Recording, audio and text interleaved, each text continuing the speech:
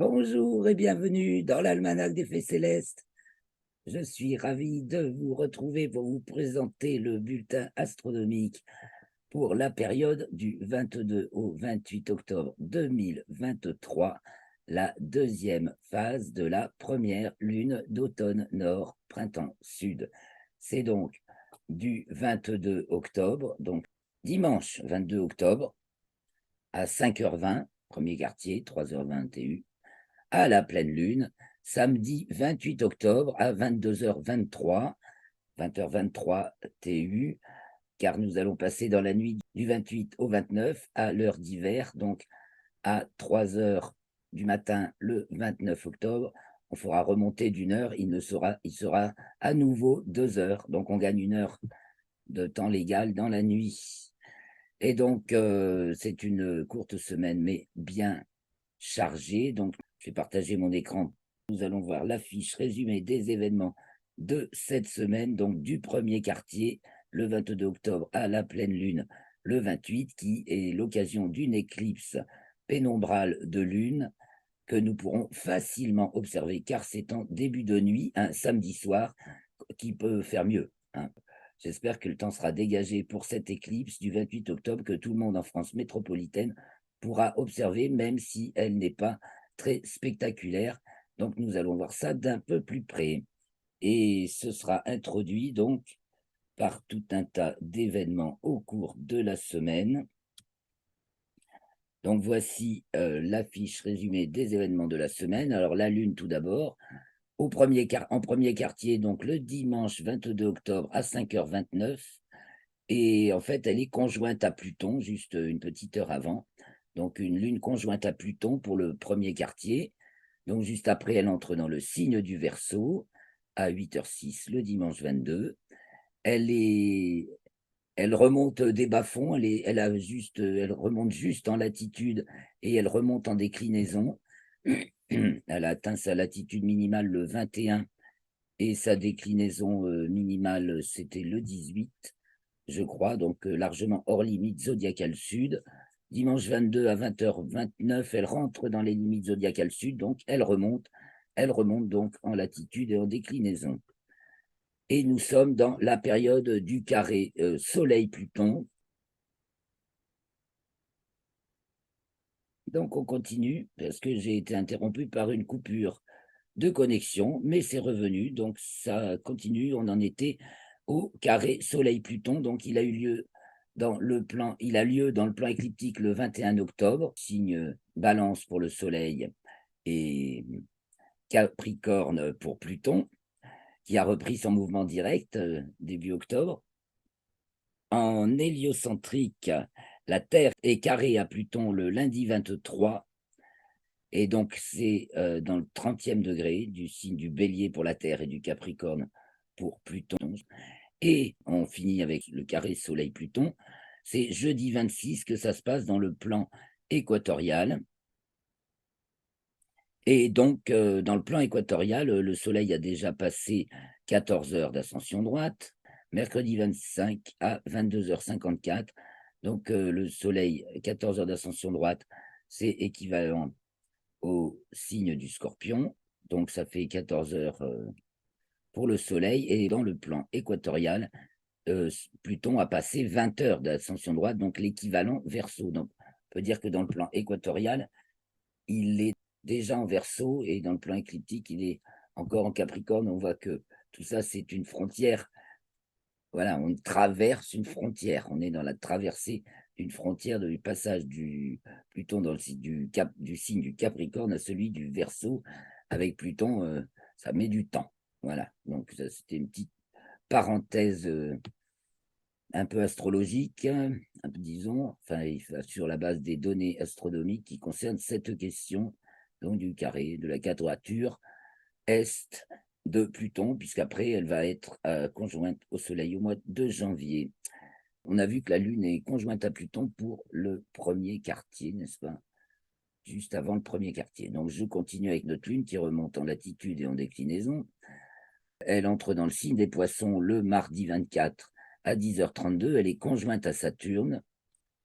Puis ensuite, jeudi 26 à 4h21, elle est conjointe à Neptune, toujours dans le signe des Poissons, à la fin de ce coup-ci, alors que Saturne est dans le premier degré du signe des Poissons, rétrograde, mais elle ne va pas revenir en Verseau, elle va s'arrêter de rétrograder très bientôt, début novembre. Donc, je suis la Lune, jeudi 28, conjointe à Neptune. Donc, bien sûr, Neptune invisible dans le ciel. La Lune permet juste de repérer où se trouve Neptune. Ensuite, elle entre dans le signe du Bélier, jeudi 26 à 12h01. Et donc, elle passe un peu plus tard, jeudi. Oh là, c'est pas jeudi alors. Ah, j'ai oublié, une petite erreur ici. C'est encore jeudi 26 à 19h07 qu'elle passe en déclinaison nord. Et elle entre dans le signe du Taureau samedi 28 à 13h44.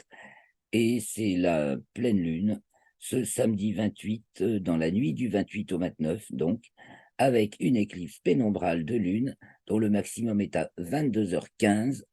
Ce n'est pas très prononcé car on va voir le passage, quand on va regarder les images, que je peux peut-être déjà montrer vite fait, je dois avoir l'icône d'ombre, voilà, il viendra sur les autres images. Voilà la Lune qui passe dans l'ombre de la Terre, donc entrer dans la pénombre, P1, c'est entrer dans la pénombre, 18h01 TU, 20h01, entrer dans l'ombre, l'ombre c'est ici, voilà, entrer dans l'ombre à 21h35, maximum de l'éclipse, donc on a dit à 22h15, sortie de l'ombre à 22h52 et sortie de la pénombre à 0h26 le 29 octobre. Donc, ce qui va être un peu remarquable, c'est le passage dans l'ombre, mais vous voyez, c'est vraiment pas très prononcé puisque elle ne fait que frôler le cône d'ombre que fait la Terre. Il y a le Soleil derrière, il y a la Terre, Soleil, Terre et Lune. Donc, en fait, la Terre projette son ombre sur la Lune, mais la Lune passe ici, quoi. Ça, c'est le cône d'ombre formé par la Terre et le cône de pénombre. Voilà, nous reviendrons sur les autres images après. Donc, je viens sur notre semaine. Que se passe-t-il d'autre? Donc, avec les planètes, eh bien, on a Mercure et Mars qui sont invisibles dans le ciel car elles sont toutes près du Soleil. Mercure est passé en conjonction supérieure. Vous voyez, je fais bien, j'ai affiché celui de la semaine dernière. Mercure, conjonction supérieure, donc pleine Mercure. Donc, c'était Terre, Soleil, Mercure de l'autre côté. Et cette semaine, d'ailleurs, Mercure passe à l'apogée, donc au plus loin de la Terre, le vendredi 27 seulement, pour une conjonction donc qui a eu lieu le 20 octobre. Donc, Mercure est maintenant dans le ciel du soir totalement invisible. Elle est juste à côté du Soleil, ainsi que Mars.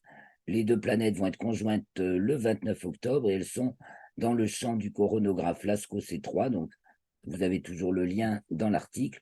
Là, vous pouvez les voir tout dans l'environnement solaire. Et bien sûr, dans le ciel, elles sont totalement invisibles. Elles sont conjointes donc le 29, donc le dimanche 29 octobre. Donc, on y reviendra. Et puis, les autres planètes, eh bien, c'est dans le ciel du soir. On a donc Saturne, Neptune, Jupiter et Uranus. Et le matin, en revanche, on a Vénus qui atteint son élongation maximale le mardi 24 à l'ouest du Soleil, ce qui veut donc dire qu'elle est dans le ciel du matin et elle se lève 4 heures avant le Soleil, donc aux alentours de 4 heures du matin, puisque le Soleil se lève aux alentours de 8 heures, mais la semaine prochaine, il se relèvera aux alentours de 7 heures, mais de plus en plus tard, car nous serons passés à l'heure d'hiver. Alors, nous avons Mars aussi, tout près de Mercure, qui arrive dans la constellation de la Balance, et Mercure qui arrive aussi dans la constellation de la Balance vendredi 27. Donc, le Soleil va y arriver le 31 devant la Balance. Il est toujours devant la constellation de la Vierge. Qu'avons-nous d'autre? Vénus qui passe à son nœud ascendant, donc le mercredi 25 à 12h15, donc en latitude écliptique nord. Et puis, on a Mercure qui passe aussi à son nœud le 27. Donc, les deux planètes sont vraiment dans le plan de l'écliptique et donc à peu près à la même latitude. Et quant à Mars, elle va y passer aussi, mais elle descend très bientôt. Donc, on a nos planètes rapides très serrées au plan de l'écliptique en latitude. C'est aussi quelque chose de notable. Eh bien, voilà, j'ai fait le tour. Alors, nous partons, hop, sur Stellarium. Non, j'ai pas tout à fait fait le tour, excusez-moi, ça fait trop vite. Alors, petite planète à l'opposition, ok. Euh, une occultation d'étoiles par la Lune, assez intéressante à observer, il faut un instrument quand même, puisque là, la Lune étant croissante, donc j'ai oublié de le dire, elle est gibbeuse croissante cette semaine, du premier quartier à la pleine Lune. Eh bien, nous voyons, quand elle occulte une étoile, c'est-à-dire qu'elle passe devant une étoile, l'étoile disparaît du côté sombre ou non éclairé de la Lune. Donc, c'est ça qui est intéressant à observer. Et c'est à 20h50 le 23 octobre. Donc, avec un petit instrument, c'est observable. Des étoiles filantes, maximum des Orionides le 22 octobre et des Léo Minorides le 25 octobre. Et puis aussi des Epsilotes Géminides, des Taurides Sud et des Taurides Nord et des Andromédides. Alors le ciel, normalement, ça fuse, j'espère, pour vous, en espérant que, après cette descente de la Lune dans les profondeurs équatoriales et écliptiques, le ventre du dragon, j'espère que dans sa remontée, elle va nous ramener du beau temps. Et donc, comme je disais, on a Mercure, Mars et l'étoile Spica dans le champ du coronographe Lascaux C3, mais Spica en sort le 25 octobre. L'étoile Spica, donc alpha de la Vierge, va revenir dans le ciel du matin. Il faut lui laisser le temps d'être visible. Le 24 octobre, levé achronique de Faux-Maillot, l'étoile alpha du poisson austral qui se trouve en dessous de Saturne. Levé achronique, ça veut dire qu'elle se lève quand le soleil se couche. Donc, dès le début de la nuit, on la voit monter à l'est, du côté sud-est plutôt, pour Faux-Maillot. Et voilà, nous sautons sur Stellarium et nous nous retrouvons sur le terrain le dimanche 22 octobre au soir, il est 19h, le soleil vient de se coucher à 18h56. Alors, on va attendre un petit peu, mais bon, nous sommes au premier quartier, donc la Lune est pas loin de sa culmination. Au moment où le soleil se couche, tournons-nous vers le sud. Effectivement, la Lune est là, elle n'est pas encore à sa culmination, mais elle en approche. Des fois, elle l'a déjà passée, des fois, elle n'y est pas encore, la preuve. Donc, notre Lune en premier quartier. Je grossis pour qu'on voit bien son quartier. Voilà, demi-lune. Donc, le soleil se lève sur la Lune tout au cours de cette semaine. Et d'ailleurs, au 5e jour, donc le 27, on y observe le lever de soleil sur le golfe des Iris. Il y aura une image. Donc voilà, la Lune est dans le ciel. Donc, on va prendre une petite heure de plus. Voilà, d'ailleurs, voilà, elle vient de culminer une heure plus tard. Et on voit déjà bien Saturne, immanquable Saturne, qui est à l'approche de sa culmination. Non loin de Saturne, dans ce ciel, donc je me mets au sud, vous voyez, le 22 au soir, ça, les planètes prennent un petit peu d'avance chaque soir, mais on les retrouve de soir en soir au cours de la semaine. Si on se tourne un peu plus vers le sud-est, donc ici, donc le Verseau, je vous montre la constellation du Verseau, devant laquelle se trouve Saturne. Au premier quartier, la Lune est devant la constellation du Capricorne, et voici ici Faux-Maillot, qui se lève donc quand le soleil se couche. C'est son lever achronique. Un peu plus à gauche, vers le sud-est, nous allons pouvoir chercher Neptune, mais enfin pas très intéressant cette semaine, puisque là voilà, sous de la tête des Poissons, et on peut la repérer aux jumelles. Enfin, on repère bien ce petit rectangle d'étoiles aux jumelles, et de là, on peut se conduire sur Neptune. Mais bon, cette semaine, avec une étoile, 2 étoiles, tout ça, c'est des magnitudes un peu plus élevées que Neptune. Je vais quand même mettre numéro de catalogue et magnitude visuelle. Voilà, mais on reviendra sur Neptune la semaine prochaine, car là, enfin même la semaine d'après, parce que là, il y a la présence de la Lune, donc de plus en plus d'énormes tout au long de la semaine, donc on s'y intéresse pas trop. on va se tourner vers Jupiter qui est déjà levé, elle se lève aux alentours de 19h15, donc pratiquement après, peu de temps après le coucher du soleil, elle va être à l'opposition le 4 novembre, donc la semaine prochaine en fait, puisque la semaine prochaine courra du 28 octobre au 5 novembre, de la pleine lune au dernier quartier. Donc, on peut admirer Jupiter et nombre de phénomènes de ces satellites. Ça, c'est pas gênant, même avec la Lune pas loin. Et vous voyez, il y a des essaims d'étoiles filantes en plus dans le secteur, les taurides nord, les taurides sud, Anti-Hélion, c'est le point opposé au Soleil, donc on n'en est pas loin de l'opposition de Jupiter. Donc, on voit briller aussi du côté de l'Est Capella qui s'élève, qui brille très fort, c'est l'étoile du Cocher, Alpha du Cocher.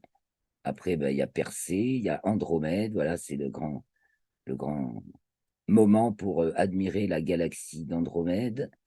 Donc, en début de nuit, c'est du côté de l'Est, mais déjà haut. Et alors, vous repérez le carré de Pégase, l'angle du carré le plus proche de Cassiopée, et vous suivez à partir de cet angle, pour remarquer une étoile et une deuxième à peu près équidistantes. À la deuxième, vous tournez à droite, je grossis un peu, vous avez une étoile et une deuxième étoile, pareil, à peu près équidistante, plus faible. Et en haut à droite de la deuxième, vous avez la galaxie d'Andromède, dont je vous ai mis une récente et magnifique photo de Alain Brodin. Donc, j'espère vous partager prochainement les photos de Loïc, mais les plus proches sont parfois les plus difficiles à, à avoir sous la main. Alors, on va y remédier. Donc, du côté du nord, début de nuit, nous avons la Grande Ourse qui arrive au ras de l'horizon. Et donc, Capella à droite qui remonte. Nous avons la Petite Ourse et le Dragon à 9h. Cassiopée à 3h. À droite, ça monte. Cassiopée s'élève. À gauche, ça descend. Le Dragon et la Petite Ourse, bling, bling, bling, descendent tout en tournant. N'est-ce pas? Le ciel tourne autour de l'étoile polaire. Alors, un petit tour à gauche vers l'ouest pour voir ceux qui se couchent en début de nuit. Donc, le Serpentaire, le Scorpion a déjà disparu. Vous voyez au sud-ouest, le Sagittaire plonge. Du côté de l'ouest, on a donc le grand triangle de l'été qui se couche avec des nêtres du cygne, Véga de la lyre et Altaïr de l'aigle. Ça, et c'est le début de la nuit. Et Hercule et le Bouvier Arcturus se couchent carrément. Tandis qu'au sud, on a regardé, culmine bientôt Saturne en début de nuit. Donc revenons vers le nord et regardons un petit peu la nuit tourner. Enfin, le ciel tourner au cours de la nuit plutôt.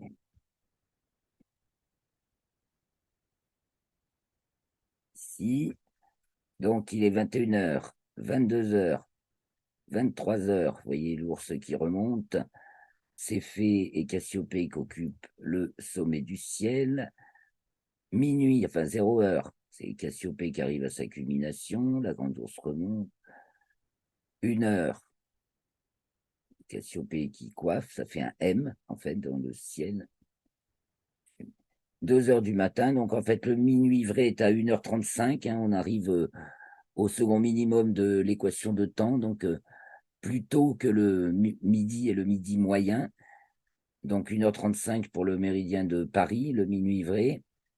Donc la grande ours remonte, Cassiopée culmine, et la petite ours et la casserole est pendue à son clou, puisque le ciel semble tourner comme ça, tourne autour de l'étoile polaire. Nous avons Véga qui s'en va au nord-ouest. Donc, milieu de nuit, du côté de l'est, s'élève le grand jet de l'hiver, à savoir Orion, Sirius qui vient de se lever, Aldébaran du Taureau, Capella du Cocher, Castor et Pollux des Gémeaux, Procyon du Petit Chien, et donc Sirius, les mages d'Orion, Alnilam, Alnitak et Mintaka, et la brillante Bételgeuse et Rigel, Bételgeuse la rouge, et Rigel, la bleue. Ça forme déjà une grande croix, puis après on voit à côté de Bételgeuse, brillante, c'est Bellatrix, et de l'autre côté, à côté de Rigel, brillante également, Saïf. Voilà la grande figure d'Orion, le chasseur qui est visible des deux hémisphères. La constellation d'Orion est visible des deux hémisphères, car l'étoile Mintaka se trouve pile sur l'équateur céleste, que je pourrais tracer. C'est cette ligne, l'équateur céleste. Eh bien, voilà pour le petit tour du ciel. Donc, la Lune se couche de plus en plus tard, en deuxième moitié de nuit. Donc, voilà, on a fait à peu près le tour. Si on regarde ce qui se lève fin de nuit, donc fin de nuit, 3 heures du mat, 4 heures, 5 heures. À 4 heures, Vénus, aux alentours de 4 heures, Vénus apparaît sous la constellation du Lion. Et donc, voilà le beau spectacle de fin de nuit. C'est donc notre grand jet de l'hiver qui arrive à sa culmination du côté du sud.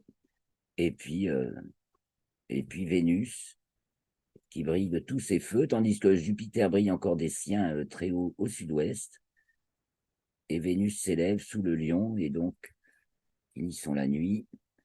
6 heures, là c'est 7 heures et 8 heures, le soleil est levé. Et la nuit d'après, ben, on passe à l'heure d'hiver. Enfin non, là c'est le 23. Alors le 28 à 8 heures, le soleil se lève, et c'est le 29 à 7 heures, le soleil se lève, à peu près, quoi. Eh bien, voilà pour le petit tour de ciel de cette semaine avec Stellarium, et je vous partage mes images, ma sélection d'images. Donc, nous avons vu l'éclipse de lune, le passage de la lune qui frôle l'ombre de la Terre.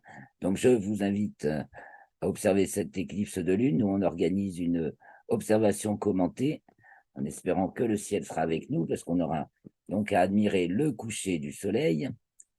Non, premièrement, le lever de la lune, elle se lèvera avant le coucher du soleil, 13 minutes avant.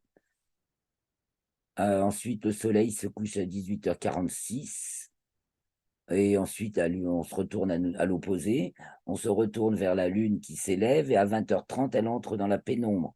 Donc, on va suivre progressivement l'assombrissement du disque. Aux alentours de 21h30, elle entre dans l'ombre. Donc, c'est grosso modo de 21h30 à 22h. On a dit des horaires, c'est là, sous les yeux, 22h52. Maximum 22h14, 21h35, entrée dans l'ombre. Donc, ce passage, voilà. De 21h35 à 22h52. Alors, quoi d'autre? D'abord, la Lune. À regarder le 5e jour de la lunaison, donc le 27, je vous ai dit, le soleil se lève sur la Lune. Eh bien, c'est là qu'on voit le golfe des Iris, figure très facile à identifier avec un petit instrument autour de la mer des pluies. Donc, le soleil se lève sur le golfe des Iris, et c'est particulièrement joli à observer avec un instrument, et facile à identifier. Alors ici, c'est notre comète Nishimura, celle qui nous a fait une petite surprise au mois de septembre, là, qui a été visible une semaine dans des bonnes conditions quand même, début septembre. Et là, elle frôle le soleil, et là, on voit des vagues de vent solaire qui vont la secouer juste avant. C'est un instantané pris par la sonde stéréo, les sondes qui suivent le soleil. Et donc, c'est une photo assez originale. On voit la petite comète alors qu'il perd toutes ses plumes et qui affronte le terrible vent solaire. Éclipse de lune, visibilité de l'éclipse de lune. Vous voyez, on est là. Donc, on est vraiment en bonne condition pour la voir. Elle est maximale et au zénith, donc à ce point-là, qui est situé sur l'équateur et pas loin de Madagascar, en longitude, et de l'Arabie. Voilà. Une photo de l'éclipse annulaire du Soleil du 14 octobre.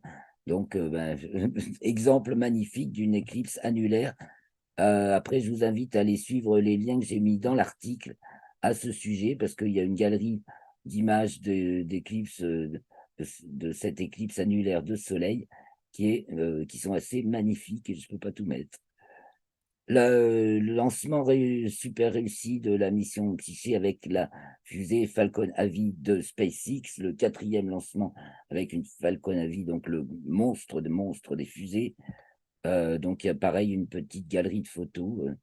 Je vous ai sélectionné celle-ci, qui a donc eu lieu le 4 octobre, je crois, pour envoyer donc cette petite sonde, une petite sonde située au sommet de la coiffe, vers l'astéroïde Psyché, une mission de la NASA, un astéroïde qui semble très très riche en minéraux particulièrement précieux. Et ceci est une image de James Webb Télescope du satellite Io de la Lune, Io de Jupiter, une image comme jamais on avait pris évidemment de cette petite lune, la première des lunes galiléennes, la plus proche de Jupiter et qui subit d'intenses effets de marée. La lune pizza, comme l'appelle Yael Nazé dans un de ses livres, j'ai trouvé ça peut faire une pizza Io, voilà. Vous faites de la cuisine spatiale et vous faites une pizzaïo en vous inspirant de, de, de la surface de cette petite lune très mouvementée, donc image particulièrement détaillée prise par le James Webb Télescope, qui en apprend toujours plus et plus, et qui remet toujours plus en question les fondements de notre univers et enfin de notre cosmologie et accrédite au contraire l'une après l'autre toutes les hypothèses de Jean-Pierre Petit, par exemple. C'est un sujet très intéressant à approfondir et je partage des vidéos intéressantes là-dessus dans le groupe Facebook de Rocastre. Donc, si vous êtes intéressé à suivre un petit peu mon fil de centre d'intérêt, en tout cas, mes sélections, je vous invite à vous inscrire dans le groupe Facebook de Rocastre. Bon, nous avons ici la galaxie d'Andromède, tout le monde l'aura reconnu, une magnifique photo toute récente du 10 octobre de Alain Brodin. Donc, je vous laisse juste admirer. Notre plus proche voisine galactique de grande taille. Donc, la comète Nishimura affrontant la vague solaire, un ouragan solaire, une petite photo, je remets de temps en temps, des anneaux de Saturne au fil des ans, l'inclinaison des anneaux de Saturne au fil des ans. Donc, ils étaient très inclinés en 2018 et ils se resserrent depuis. Vous voyez, 2018, 2019, 2020, non, oui, c'est ça, 2021, 2022, 2023, je crois que c'est en 2026 qu'on ne les verra pas parce qu'ils seront pile, on sera pile dans l'équateur de Saturne, donc ces anneaux seront pile dans notre angle de visée, donc disparition des anneaux pendant un an. Le Soleil qui, après de fortes, le Soleil du 16 octobre, bon, beaucoup plus calme aujourd'hui où j'enregistre cette vidéo que la semaine dernière. Il est tonitruant, donc il connaît évidemment des périodes calmes et des périodes de plus en plus tonitruantes pour l'instant. Mais enfin, c'est pas démentiel, mais c'est une activité solaire, quoi. Et voilà, ben, c'est tout pour les images et les news. Ben, vous retrouverez le reste dans l'article qui sera publié très très vite. Je vous remercie beaucoup de votre attention. Je vous invite à mettre un pouce, à vous abonner si ce n'est déjà fait. Merci à vous tous qui vous êtes déjà abonnés, qui me mettez des pouces et des commentaires très importants et des questions. N'hésitez pas. Et si vous voulez bien nous soutenir, vous pouvez aussi mettre un petit tip. Je vous retrouve donc la semaine prochaine, vendredi également, pour l'enregistrement du bulletin astronomique de la période du 28 octobre au 5 novembre. Ce sera la 3e phase de la lunaison après la pleine lune, donc de la pleine lune au dernier quartier, avec pour commencer donc cette éclipse de lune à laquelle je vous invite cette semaine de vous préparer à l'observer. Donc, à très bientôt les amis. Merci beaucoup.